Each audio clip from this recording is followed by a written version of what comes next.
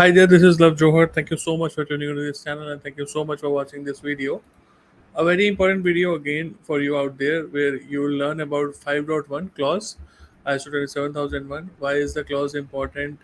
What are the requirements of this clause? How to implement this clause in real time? And as always, we will have case study examples as well for healthcare organization, for financial services, for manufacturing company, and educational institution and retail company as well for you, so that you can have real time guidance as to how to implement control. So stay tuned and keep watching. Very informative video for you out there if you are trying to implement ISO 7001 for the first time, or even if you are a seasoned professional. Thank you. So I'm Ashutosh from Pune. Videos were so helpful, so that each and everything what he used to explain his videos, I always find it very easy understanding. The same contents are there, like thousands of trainers and coach and mentors are there on the internet, but then the kind of information is provided by Love, that is on a very different level, especially for Indians, because you get that personal touch from his communication, from his training videos, the kind of knowledge he provides. Love, thank you so much for whatever you have done for me. It really helps me and helps me to stand out from the crowd in my company or in my previous job. So thank you, Love, for holding my hand in this journey and helping me with all this information. So here we have clause 5.1, leadership and commitment. Leadership and commitment is very important from ISO 27001 perspective because this basically sets the tone. It basically establishes the importance of top management.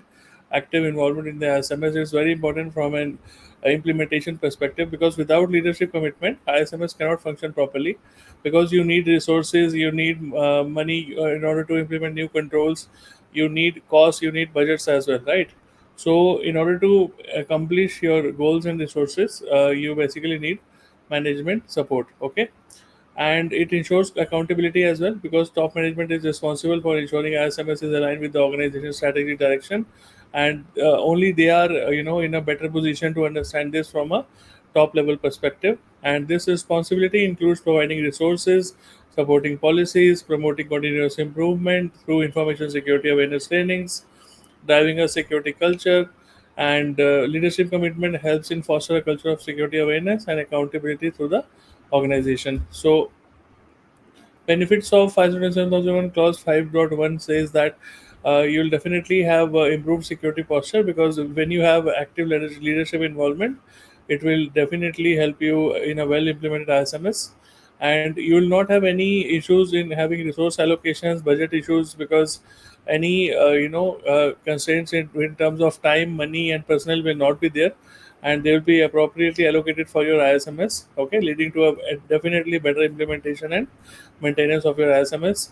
And again, most important thing is alignment with the business objectives, because your top management is actually there. They set the direction of the organization from a strategic way. So basically, they help in aligning the ISMS with the organization strategic goals. So this is very important from an overall business perspective. So who is responsible? Again, top management is responsible for making sure that this clause is there and its requirements are fulfilled. It basically includes CEO, board members, and other senior executives who have the authority to allocate resources and influence the organization's strategic direction.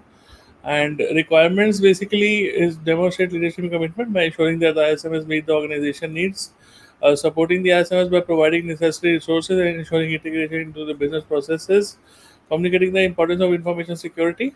Okay, setting objectives for the ISMS. We already seen how to set the objectives. Now, basically, leadership and management needs to make sure that they agree with the objectives that we have set and ensure that they align with the organization mission and vision as well. Okay, and ensures that roles, responsibility, and authorities are clearly defined and communicated with the organization. Okay, so how to implement basically. First of all, you need to make sure that the leadership team is completely aware of their responsibilities.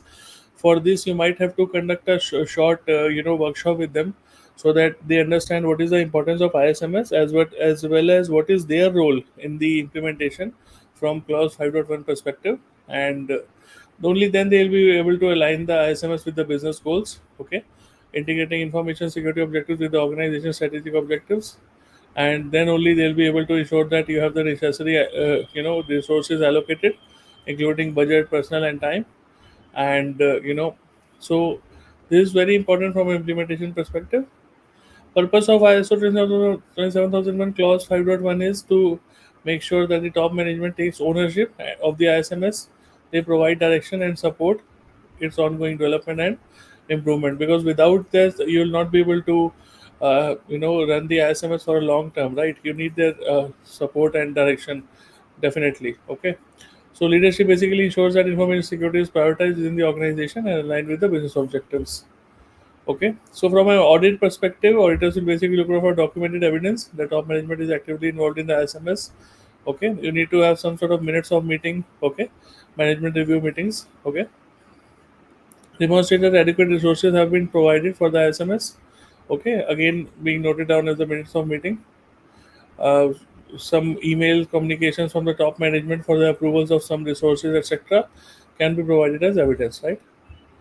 So, what will the auditors check basically? Okay, auditors will check the top management is involved. Okay, sufficient resources have been allocated or not. Okay, alignment with the business or not.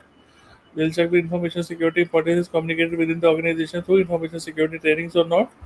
Okay, and most of the time these are the three mistakes that people commit while implementing clause 5.1. Okay, they basically do it as a checkbox this exercise. However, job management actually needs to be involved and commitment has to be there. Okay, they need to ensure that. And because of which, if there is no proper actual involvement, the top management is not able to provide enough resources, and it always becomes challenge in the effectiveness of the SMS, right? Poor communication, failing to actively communicate the importance of information security and SMS throughout the organization can lead to lack of awareness and support among employees as well. Okay, so that's how you see how important this is. Okay, so now let us see first of all from a healthcare organization perspective, a hospital aims to protect patient data and comply with GDPR is a scenario. Okay, so leadership action is basically CEO appoints the chief information officer to lead the ISMS and ensure that patient data protection is prioritized. The outcome is enhanced patient trust because patient data protection is prioritized. So that's why enhanced patient trust is there, reducing the risk of data breaches and compliance with the legal requirements.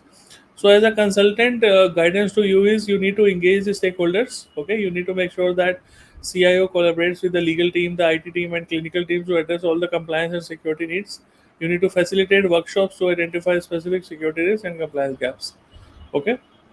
Now, for a financial services firm, a bank seeks to secure its online banking platform from threats. So, the CFO approves a significant budget for cybersecurity tools, and basically, the CEO communicates the importance of security to all the employees. Again, you have improved security measures, increased customer confidence, and reduces financial losses from the cyber incidents now. So, from a consultant perspective, you need to focus on risk management now. You need to develop a risk management framework that prioritizes high impact areas like online banking and emphasize the need for continuous monitoring and incident response plans in this case. Third case, you have manufacturing company. Okay, a manufacturing firm needs to protect its intellectual property and trade secrets. So managing director integrates ISMS objectives with the company's R&D goals. Okay, and allocates resources for secure data storage. Again, leads to protection of trade secrets and ensuring competitive advantage and meeting the client confidentiality requirements as well. So, as a consultant, your guidance is to make sure that you make sure that the objectives align with the business strategy, and you help the leadership understand the connection between protecting intellectual property and long-term business success as well. Okay, this is very important. And recommend implementing access controls and encryption for sensitive data. Okay. Similarly, you have examples for educational institution and retail companies as well.